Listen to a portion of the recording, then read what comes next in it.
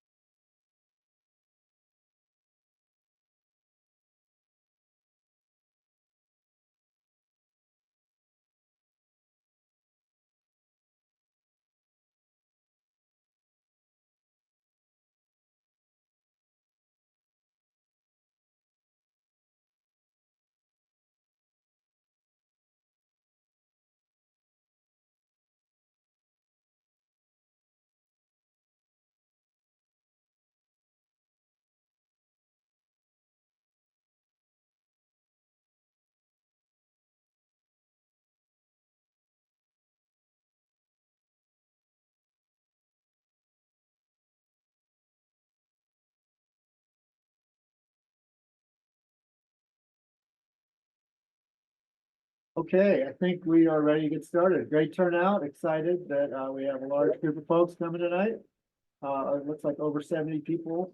So thank you all very much for being here. My name is Gordon Robertson. I'm the Director of Park Planning, Design, and Construction with the Denver Parks and Recreation Department. We are here to talk to you tonight and to listen to you, more so really to listen to you about our Parks Legacy Fund and our new 5-year plan. We're just wrapping up our last 5-year plan. We're very excited to tell you all the good work that we've done, but really tonight is to find out the direction for the next 5 years. So there's a lot to cover tonight, and we're ready to get started.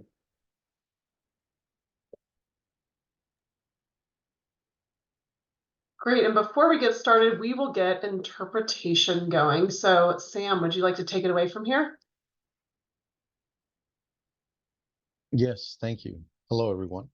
My name is Sam Guzman with the CLC, and the organizers of this event have made a commitment to language justice. Now, what that means is we want to create a space where everyone can participate and engage in the language that they feel more comfortable in. So we will use the simultaneous interpretation feature in Zoom to create this space. When I finish this same statement in Spanish, we will turn on the interpretation and you will see a globe icon at the bottom of your screen that says interpretation. I'm going to ask you that you click on that button and then select your preferred language. In this case, either English or Spanish. Please remember, if you are presenting or talking tonight, to speak at a measured pace, since Spanish is usually 20% longer than English. Buenas tardes a todos. Mi nombre es Samuel Guzmán con la CLC y los organizadores de este evento han hecho un compromiso para la justicia del lenguaje. Lo que eso significa es que queremos crear un espacio donde todos pueden participar y comprometerse en el idioma en que se sientan más cómodos. Utilizaremos la función de interpretación simultánea de Zoom para crear este espacio. Cuando termine de decir esto, activaremos la interpretación y verá un icono de globo en su pantalla que dice interpretación. Oprima ese botón, seleccione ese icono y seleccione su idioma preferido, en este caso, inglés o español. Y luego haremos un examen de audio en los dos canales. Okay, I think we're good. Let's go ahead and turn on the interpretation feature, please.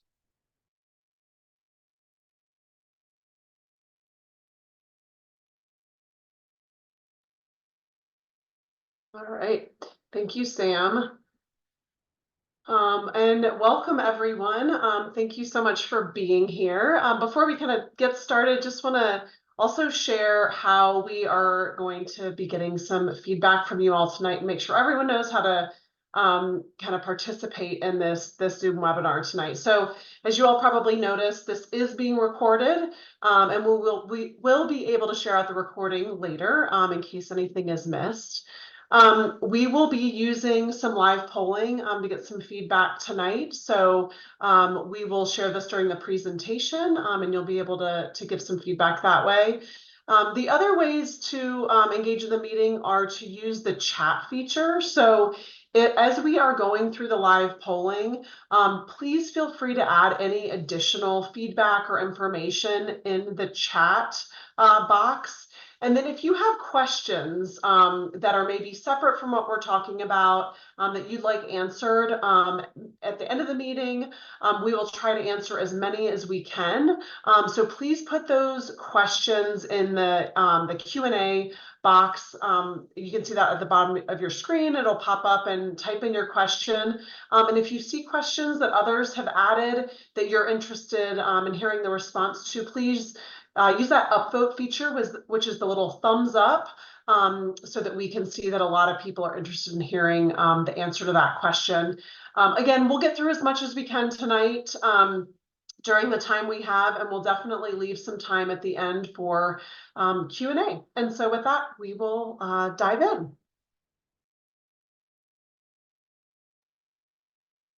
Great, thank you. So this is our agenda for tonight. We'll do a couple introductory slides. We are going to cover the Parks Legacy Fund background, what it is, in case you're not familiar with that sales tax initiative. We're going to also tell you what we heard in the first round of public outreach. And so some of the themes that we heard from the public, and then we'll roll right into the themes that we've created around, I think, the strategic priorities for where the funding can be best used based on what we've heard from you and what we know our system needs are. And then we really want to save a lot of time for questions and answers. So feel free to be providing a lot of questions in the chat. We will try to get to as many of them as we can at the end. And then we'll also hopefully have time to any new questions that you might have. So it's really about your input tonight and your feedback on kind of where we think we're headed so that we can ensure that we're going down the right path. And then we'll end with the next steps discussion. But before we do that, we want to do our land acknowledgement. We thank the Denver American Indian Commission and Denver City Council for drafting this land acknowledgement. Denver Parks and Recreation honors and acknowledges that the land on which we reside is the traditional territory of the Ute, Cheyenne, and Arapaho peoples. We also recognize the 48 contemporary tribal nations that are historically tied to the lands that make up the state of Colorado. We honor elders past, present, and future, and those who have stewarded this land throughout generations. We also recognize that government, academic, and cultural institutions were founded upon and continue to enact exclusions and erasures of Indigenous peoples. May this acknowledgement demonstrate a commitment to working to dismantle ongoing legacies of oppression and inequalities and recognize the current and future contributions of Indigenous communities in Denver. With the Parks Legacy Fund plan and the future work we will accomplish, we continue to honor the responsibility to be good stewards of this open space. And with that, we will talk about the project team. Next slide, please. Thank you. For those of you who don't know, I imagine you all do, but Jolyn Clark, Lucky District 7 ex-councilman, is now our fearless leader. And we are excited to have Jolyn on board and directing and leading us. So thank you, Jolyn, for being part of this team. Myself and Yolanda Casada, our Director of Marketing Communications. And then the project leads are Kathy Levesque and Owen Wells with the planning team. And Elena McWhorter and Jesus Arati are helping with public outreach and strategic decision-making. And then lastly, our consultant team, our very capable and fabulous consultant team, Livable City Studio, Meredith, Chelsea, and Kristen. Thank you all for helping us with this work. So this is the process that we're in. Last fall, we did a first round of engagement. We had a meeting like this. We had a number of meetings out in the rec centers and the parks to get your thoughts and ideas just from scratch. Hey, what do you want to see? What is it you want to see us doing and using these funds for in the park system and the recreation center and the park system overall? And then we have taken all that input. We've worked with our internal teams to start to map out a 5-year plan. It's a very rough draft. And now we're in engagement part phase 2. And this is where we want to show you our work, explain to you kind of the themes that we're talking about and where these funds can be best put to use, and get your feedback again and make sure that we're on the right track. And then the end of the spring and summer, we hope to have plan adoption at City Council. So I would say mid to late summer at this point. So we're very excited. We're just over halfway through the process and excited to hear your feedback too. Now, our first survey question. I get to do the first one because I decided. So we want to know who's here, and we want to know what part of Denver you're from. Now, you may not be from Denver, that's okay. But for those of you that are from Denver, which I assume is most of you, we would love for you to answer this survey so we get a feel for, again, where you all are from in Denver. Can someone take over who's doing this survey technology? There we go. So you all should see the polling question just popped up on your screen. And if you just will select the one that kind of best represents where you live, we'd love to get a read on and understand kind of where everyone's from tonight, what parts of the city. So we've given, some example, some of the neighborhoods within the areas we're talking about. So take a look and answer the question for us.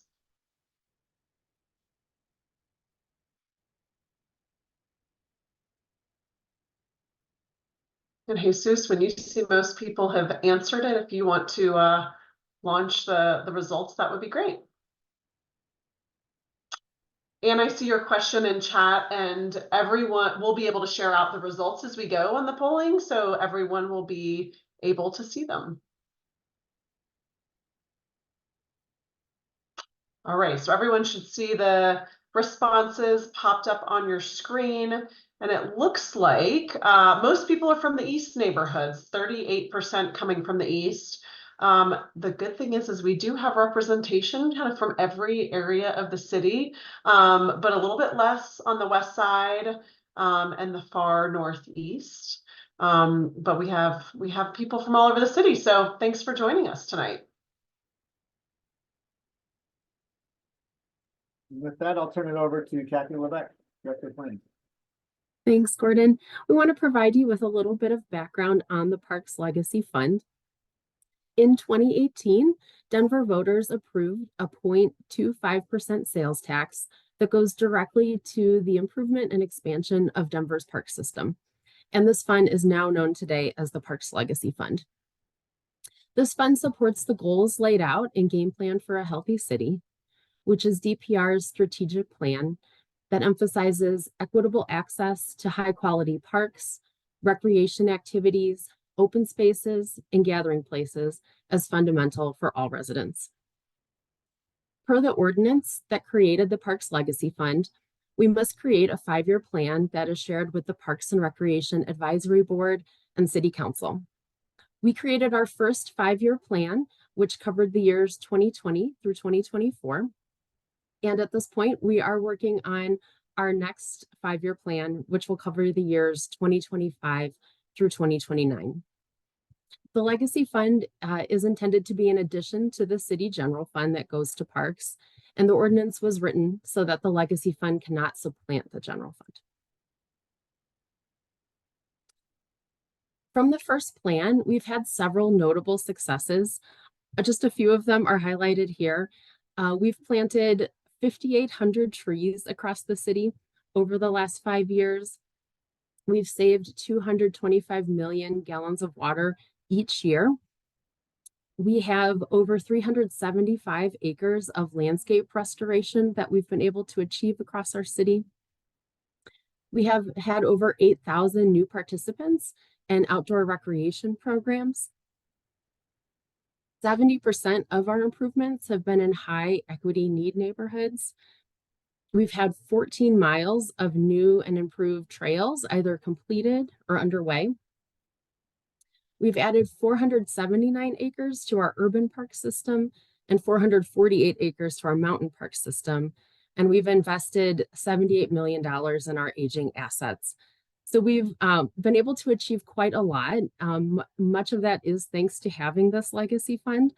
And we are excited to do even more over the next 5 years. And we're excited to talk to you tonight about where we're headed with that plan.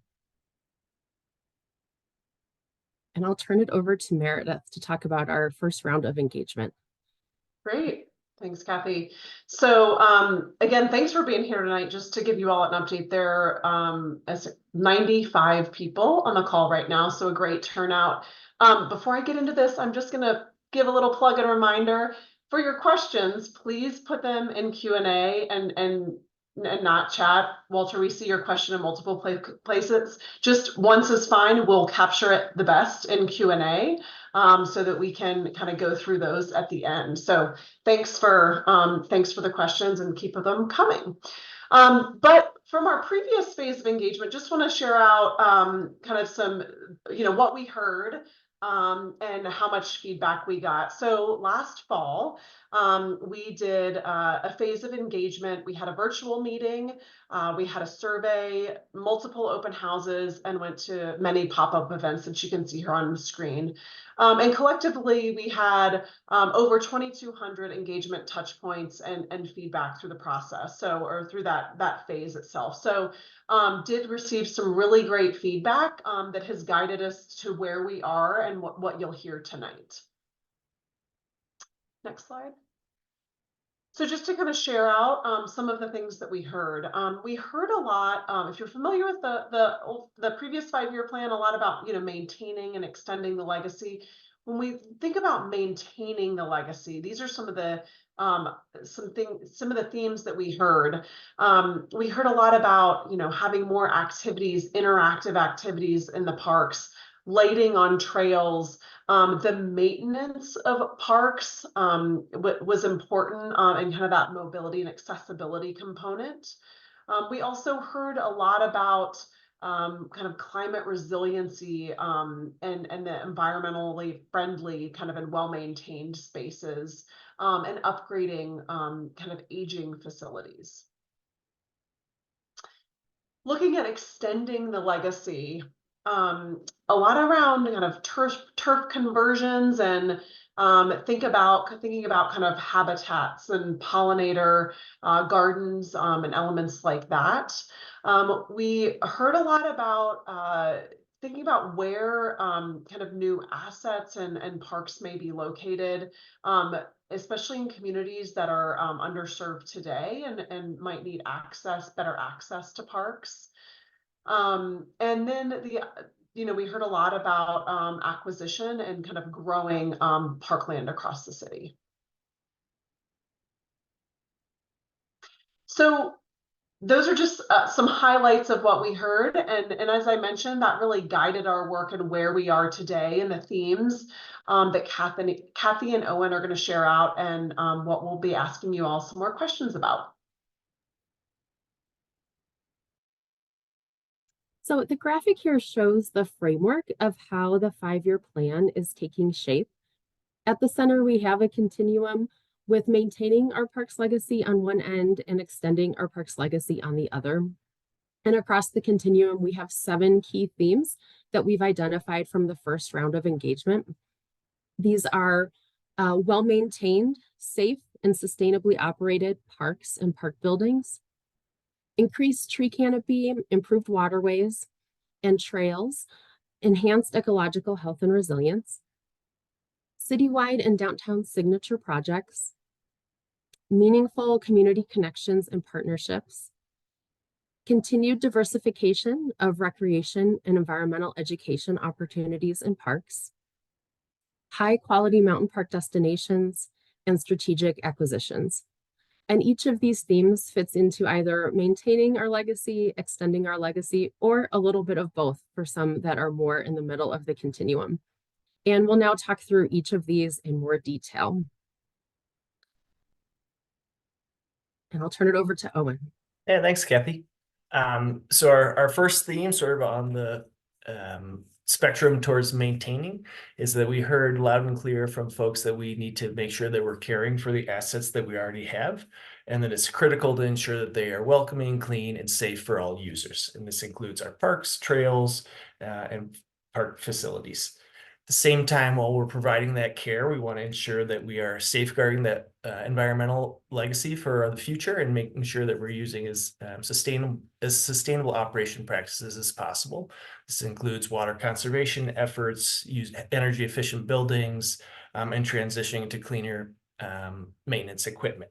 So this is just an example of one type of asset that we've turned over, playgrounds, but we have many more courts, trails, facilities, ball fields all throughout the system that we want to continue to address deferred maintenance and bring them up to contemporary standards. Great. So yeah, we want to hear from you all, like, what is most important to you related to well-maintained, safe, and sustainably operated parks and park buildings? And so Jesus is going to launch a poll, and it has a number of options in it, which you can hopefully see on your screen now. So I'll go through these. So related to this theme, what is most important to you? The first one is clean and well-kept parks free of trash and graffiti. The second is safety improvements, including lighting and cameras. The third is new and refreshed park amenities and features. And the third is energy efficient or green buildings and equipment. And if you have other thoughts that aren't one of these options, please feel free to add that to chat so that we can capture them as part of the feedback. So we'll give you all a minute to respond to this. This is asking for kind of a single choice. So what is your top priority or most important to you?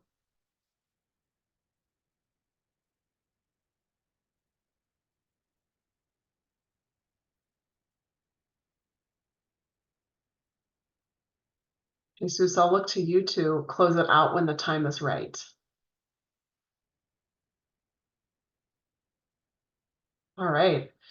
So most of you said, as you all can see, 58% of you said clean and well-kept parks free of trash and graffiti. So that's good to hear, and consistent with some of the feedback we heard on the first round, really around maintenance. So and then obviously 25% new and refreshed park amenities and features, 13% is safety improvements, and then energy efficiency is a little bit lower at 4%.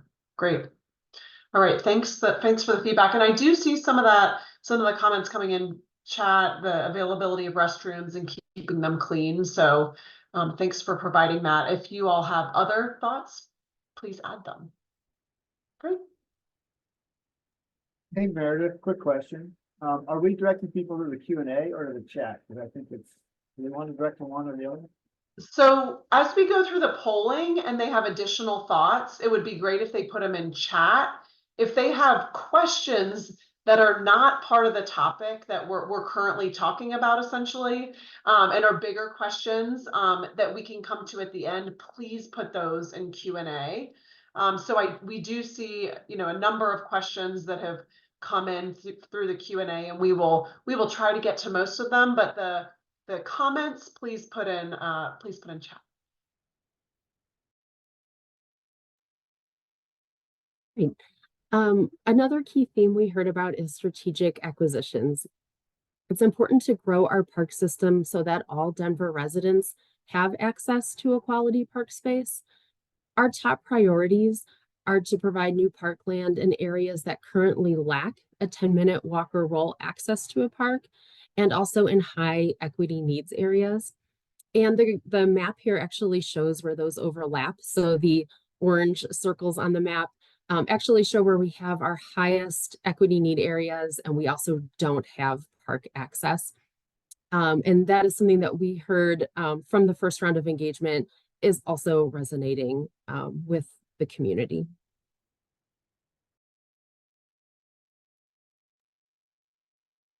Great. So related to strategic acquisitions, we'd love to hear what is most important to you. So if Jesus, if you want to launch the poll, related to this theme, the first option is creating new parkland in areas where no parks exist. The second is expanding existing parks in equity neighborhoods to be larger. And the third is advancing waterway acquisitions that achieve multiple benefits, such as waterway health, habitat improvements, reduced flooding, and so on. So let us know what's most important to you related to strategic acquisitions. And of course, any other thoughts related to strategic acquisitions, please put it in chat.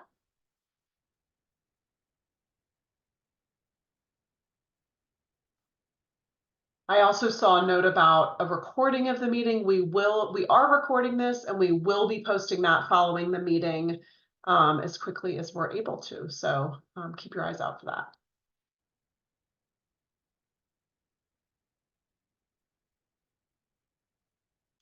All right, and most of you, 72% said creating new parkland in areas where no parks exist. Really closing that 10-minute gap, I think. And then 20% of you said advancing waterway acquisitions that achieve multiple benefits, and 9% around expanding existing parks and equity neighborhoods to be larger. So great, thank you. That was good feedback. Do see some stuff coming through chat. Thank you about thank you for kind of the additional thoughts there.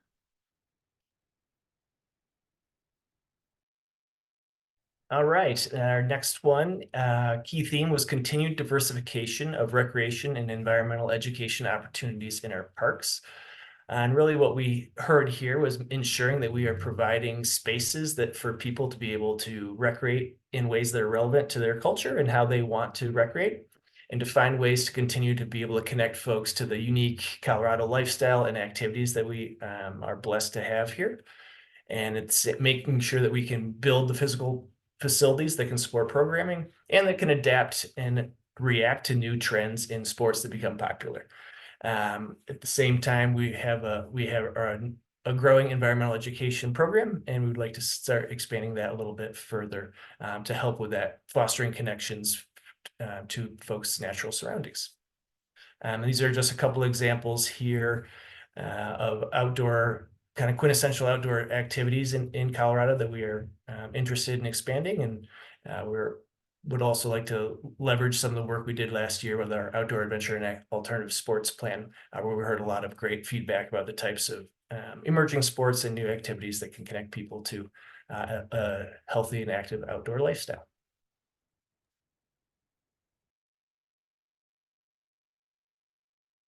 Great. So yeah, we'd love to hear what's most important to you all related to continued diversification of recreation and environmental education opportunities in parks. So we have another polling question for you. The first option is more group recreational programming. The second is more self-guided recreational activities. And the third is more environmental education programs.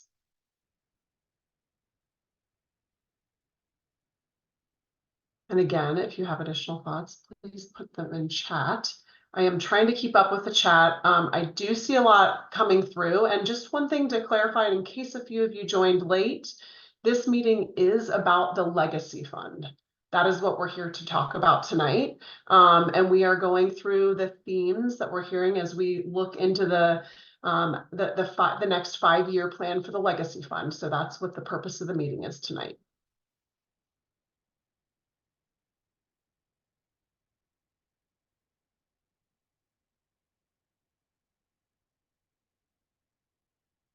All right, and let's see what the results are. Oh, wow, they're split very evenly. So that is really close. So a little bit of everything, more group recreational programming, self-guided rec activities, and environmental education. Okay. Thank you for the feedback. Yes, all of it. I hear you. Citywide and downtown signature projects Our parks contribute to the unique identity of Denver by creating iconic destination experiences that enhance quality of life and neighborhood vitality. And these signature projects help support downtown revitalization and also provide special experiences across the city.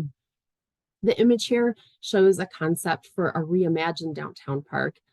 In both downtown and across our park system, we want to provide park spaces that are engaging, exciting, and reflective of the community.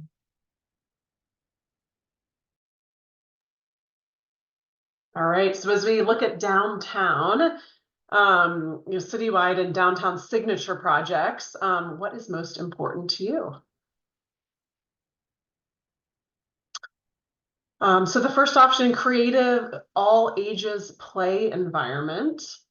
The second option is iconic places with cultural relevance. The third, additional food and beverage in parks. And the fourth is provide for more park events and gatherings.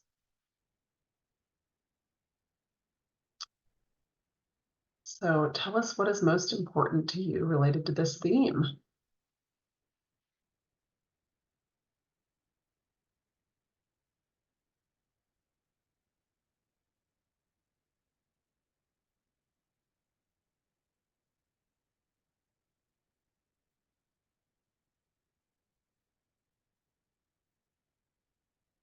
Thank you all for the additional thoughts in chat. Again, they're very helpful to see coming through. And I know if somebody mentioned that you would pick a couple of these, I completely understand we're asking for your top tonight, but it's helpful to hear that it's also multiple. So yeah, please keep adding that. All right, great. So the top three are pretty darn close. So creative, all ages play environment, iconic places with cultural relevance, and provide for more park events and gatherings. So a little bit less on the food and beverage in parks. Thank you. Okay, and our next theme is increasing tree canopy, improving our waterways and trails, ecological health and resilience. We are proud and are very cognizant of our role as the primary steward of the natural environment in Denver, and it's essential for us to maintain a healthy ecosystem, both here in town in our urban parks and up in our mountain parks. And so that includes everything from, urban canopy, vegetation, lakes, waterways, our major regional trail corridors, which run along our waterways, and the habitat for wildlife in those areas. On the right, you'll see some examples of some of the work we're doing and some of the opportunities that can come along with a healthy ecosystem. So on the top, if we have a healthy lakes, that allows for human recreation in addition to wildlife habitat. On the bottom, you'll see some of the landscape transformations where we're trying to convert some of our bluegrass turf into landscapes that are more reflective of native Colorado landscape. And on the right, obviously increasing tree planting to increase our urban forestry canopy and manage increasing heat.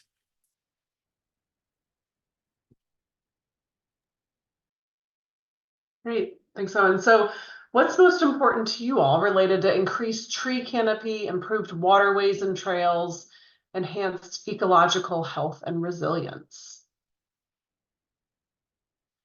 So is it number one, maintain and care for existing tree canopy and planting new trees in high heat island neighborhoods? Two, shoreline and bank restorations, lake management and water quality improvements. Three, enhance trails for mobility, recreation, and connection to nature. Or four, increased resilient landscape transformations to support pollinators, wildlife habitat, and water efficiency. So lots of hard choices we're giving you all tonight. Because they're all good options, but let us know what you think.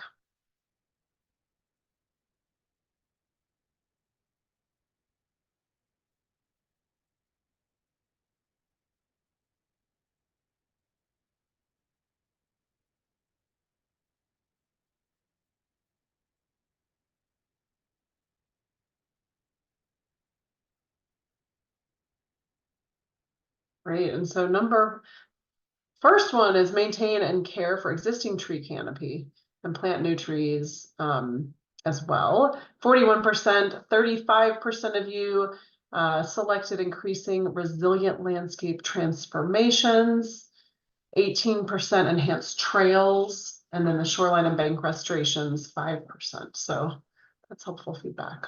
A lot about trees coming through chat, we see.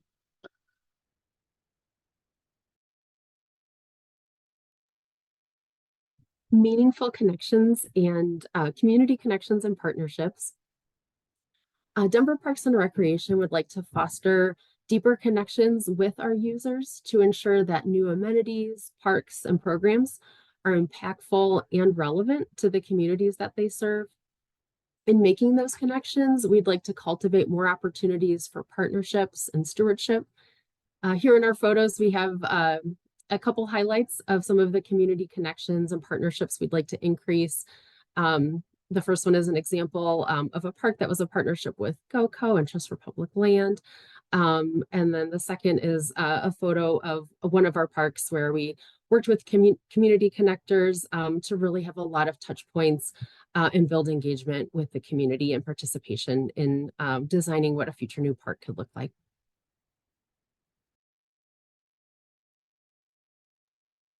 Right, so what is most important to you all related to meaningful community connections and partnerships?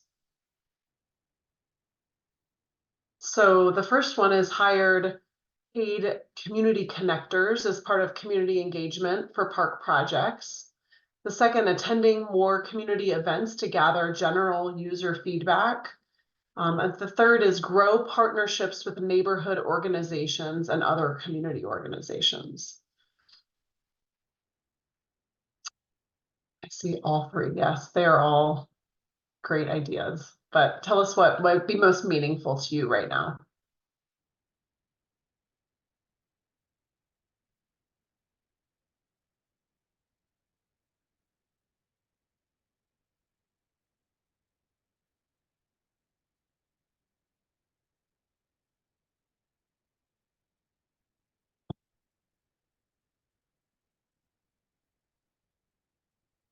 All right, and if you want to launch it, Jesus, I think one idea is the core of all this is right how it is getting the community involved in all of this work in different ways. So growing partnerships with the neighborhood organization and other community partners clearly came to the top. Okay, that's great. 10% of you said community events, and then 2% spoke to kind of hiring paid community connectors and as part of engagement. So that's helpful feedback. Thank you.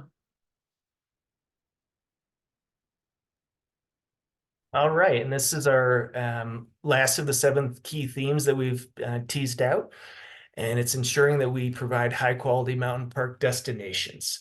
We're very lucky here in Denver. We have a very unique circumstance where we, even here in the city, own land outside of town. And we want to think thoughtfully about how we can improve it to fully realize its recreational, conservation, and educational value, and ensure that every Denverite really feels connected to their mountain parks. There's a few photos today of a couple of Echo Lake Lodge is one of our premier destinations in the mountain parks, but I think there's still some opportunities to really see it revitalized and to more fully realize what that could be as a recreational and educational space. And we have a few other really key destination locations in the mountain parks that could use some attention in the same way to allow for folks to really connect and to build on the incredible legacy of folks with 100 years of foresight to purchase that land. Great. So the last question we have for you all is, what's most important to you related to high quality mountain park destinations? So the first one is more group recreational programming. And again, this is specifically to mountain parks we're asking about right now. The second is more self-guided recreational activities and ways to connect with nature. The third is more environmental-based programming or programs. And the fourth is improved wayfinding.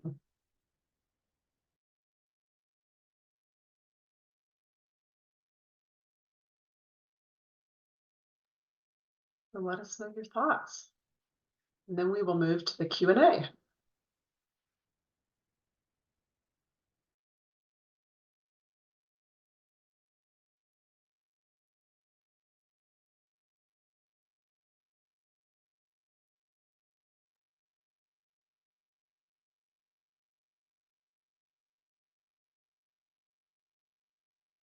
All right, so the top one at 51% more self-guided recreational activities and ways to connect. And then about 19% more group recreational programming, more environmental based programming. There was another comment that came through chat about just affordability of the programs as well. So that's good feedback. All right. Thanks, Jesus. So with that, we will move into our Q&A, and I'll let Kathy kind of take it over from here as we move through some questions. Thanks, Meredith. So please, I see some people have already put some questions into the Q&A option. So please continue to add questions. We'll try and get to as many as we can. We also received a few questions in advance. So we wanted to share some of those as folks are adding any further questions that they might have. One of the questions that we received in advance is urban forestry part of developing this plan? And yes, forestry has certainly been involved in the plan development. As you saw in the themes, this is also resonating with residents across Denver with one of our themes, including increased tree canopy. And so as we've engaged with Parks and Recreation Forestry, we've talked to them about funding for tree planting, maintenance, and plant healthcare. And we anticipate that those things will be part of the final 5-year plan. And then we also had a question about if fruit trees are considered to be planted in Denver. And that is actually something that we've been working with Denver Urban Gardens on, creating some food forests where fruit producing trees could be planted, and then residents would have an opportunity to harvest the fruit. We also received a question in advance about strength training and fitness features, and if those will be included in any new parks or existing parks.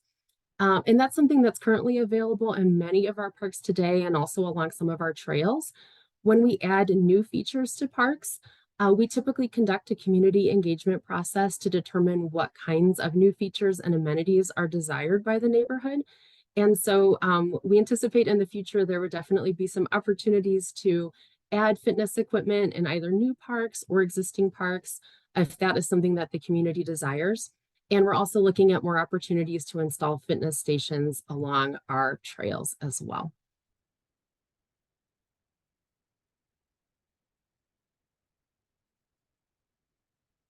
Great. Let's see what other questions that we have in our Q&A. And Gordon and Owen, feel free if you see some in here, that feel free to chime in. Sure, we've gotten, I think Gordon maybe was answering some of the Park Hill Golf Course's commentary in the chat, but we can come back to that if we need to. You see there's quite a bit of support from, it looks like the court sports. There's quite a bit of tennis players out and pickleball players asking if the Legacy Fund would be a way to expand or augment that type of offering. And I will just add that we are aware of tennis court needs, and that is something that we're working on. But specifically pickleball, we have committed to do, I forget the dollar amount, but we are committed to additional courts at La Valley Sports Center. So those are in the works. We are committed to additional courts at the MLK Rec Center. And we are committed to funding and building courts at Rosewood Park as well. So the number of pickleball court locations are in the works and actually beginning to run. MLK should be complete this year.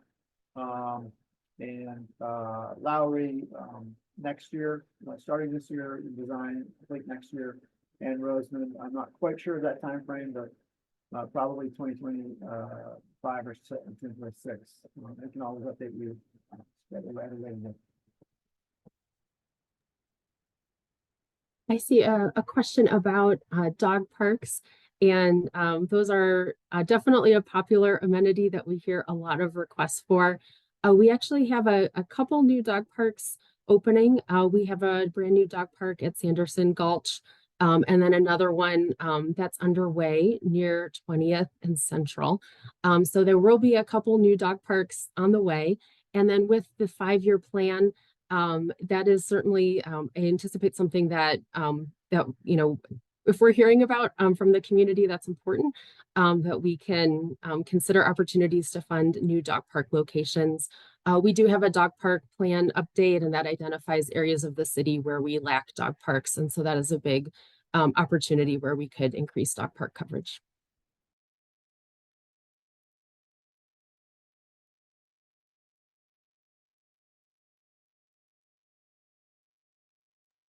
It's also on the theme of environmental stewardship. I see that quite a bit of emphasis on tree canopy, but it's more than just planting them, ensuring that we are providing the resources and watering and care for those to survive. Folks have some specific locations, but I think just broadly, that seems to be a theme that has been emphasized by a number of folks in the chat. A couple financial questions. One, a general financial question about tax receipts, expenditures, and investment income. I'm hoping and believing that we can have our finance folks. I know we do an annual report every year that includes some financial information, but we do a more comprehensive one and post it as well. I've seen with the audio recording on our website. So can't do that right now off the top of my head, but happy to provide our financial investment of the funds coming in and the funds expended over the last 5 years. I'm sure we can post that. And then also, as far as cutting back due to the overall city budget cuts, you won't see a lot of capital projects delayed. So those are generally moving forward as we intended. And there are some planning efforts, I think, that are a little bit on hold due to some staffing. So they're just delayed. They will still happen.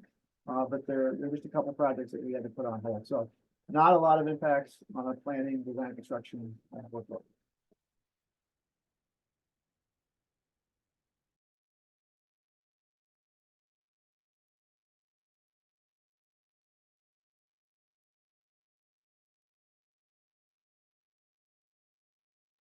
I see a question about a new recreation center in East Denver.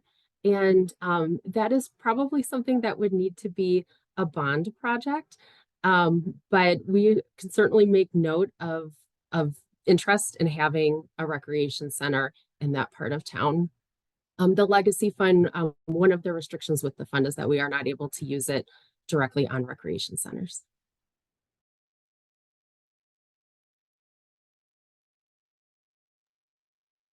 See a comment about deficit of parkland. We agree. We'd like a lot more. That's the big reason for the Legacy Fund, was to create an acquisition fund that we did not have. The city of Denver was not acquiring parkland for quite a long time. We did not have the funds to do that. We were trying to keep up with the maintenance of the park system. This new fund has allowed us to expand into other areas, as you've seen with our teams tonight. A lot of new exciting recreation amenities, but also an acquisition fund. And so we are out there acquiring land. We are closing on parkland next week, a new park in Gloveville.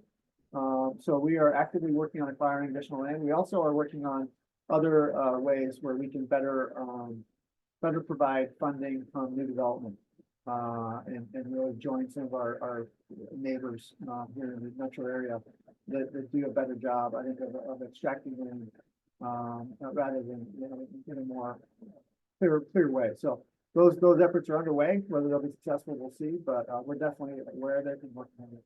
I will say we are ranked nationally by the Trust for Public Land, and just not that many years ago, we were in the 27th to 28th rank, and we're now at I think 13th. So we've made a lot of headway, and a lot of that is because we've added a lot of acres to the park system.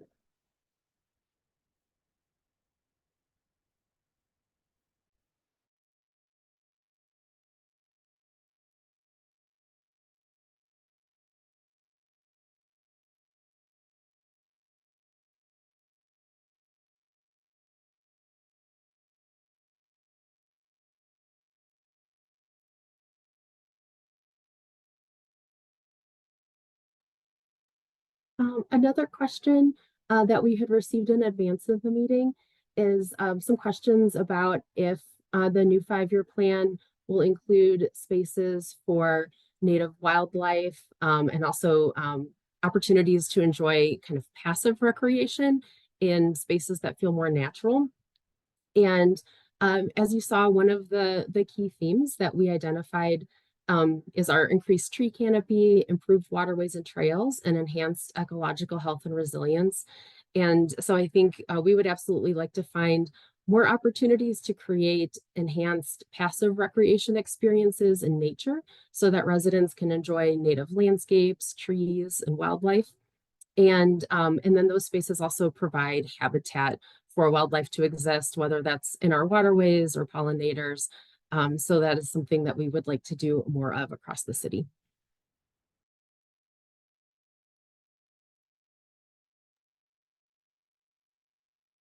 Another question I saw in Q&A that one of you all could answer is what does self-guided activities mean? I think that was one of the options in the answers. I think it was, compared to kind of the programmed activities, but maybe elaborate on kind of that self-guided aspect.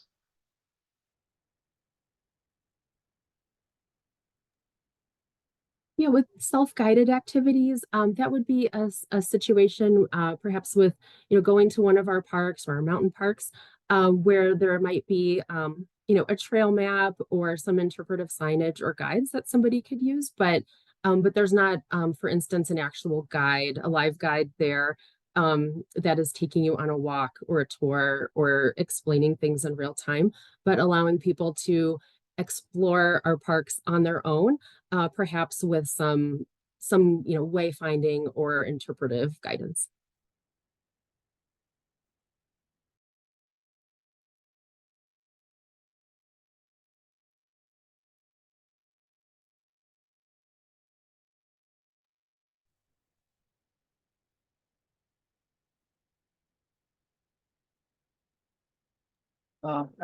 As far as the legacy fund, when it initially started, we anticipated 37 to 39 million annually. I think the first couple of years it exceeded the $40 million mark. It's now, with the growth, it's now over 50 million annually, roughly. And again, those numbers will be provided. I believe they are provided in our annual report every year, so that is also accessible, but we can do potentially a more comprehensive amount in the first 5 years at least. So we will again get that up as soon as we can get folks working on that. But those numbers are available on an annual basis, I believe. But again, we have been receiving approximately 50 million in the last couple of years, and it's grown from the original 40 million anticipated.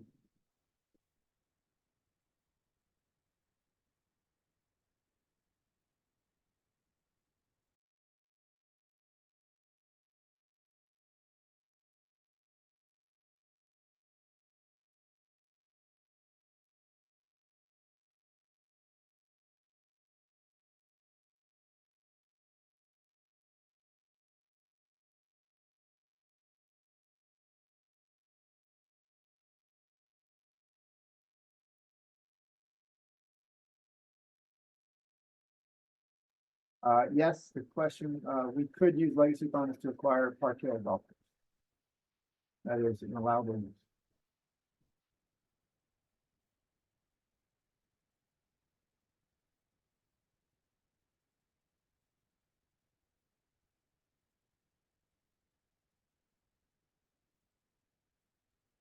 Question about Denver-owned recreation facility could offer sports activities.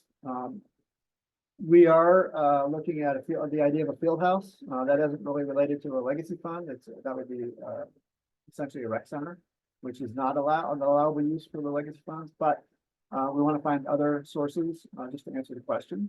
We would love to have indoor soccer, potentially indoor ice, hockey, and other indoor sports.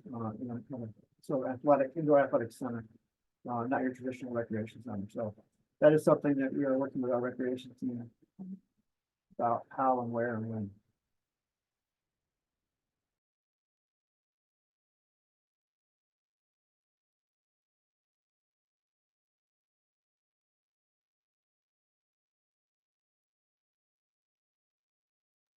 think there's a couple that are just sort of about asking about the engagement around this effort, and I think some of the reporting, Gordon, that you were referencing in terms of the financials. So that is all getting compiled as part of this planning effort, so that you'll see that there.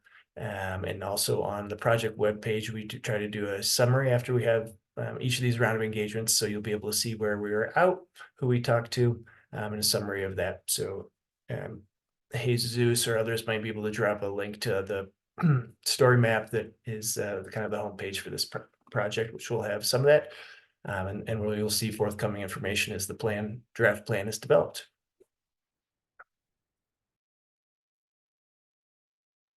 I'm gonna pick this one up because this is near and dear to my heart. Opportunity for a festival park. If you have ideas, we are all about it. We would love to have a festival park that doesn't conflict with neighborhoods or the zoo. I know that was an issue a while back for a large festival city park. So we would love to find that opportunity. We have some thoughts about that. Nothing in the works right now, but our ears are open. Our ideas, any ideas, we'd love to hear it. But Denver definitely needs a festival park. I did go to Austin City Limits in Austin this past fall, and they had 8 stages set up, big concert. All the funding went to the Austin Parks Foundation, nonprofit. A lot of the profits went to that organization, and I thought that it was fantastic venue. So I would love to find something like that in there.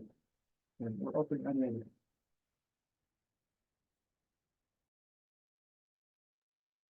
Great, wonderful. Well, lots of questions coming through. Thank you all for those. We will also go through those and see if there's anything that we need to, answer separately in this, along with when we post this video recording of the meeting itself. So just to be respectful of everyone's time, I think we'll want to kind of share out the next steps for this process, the survey information. So if you want to share the slides again.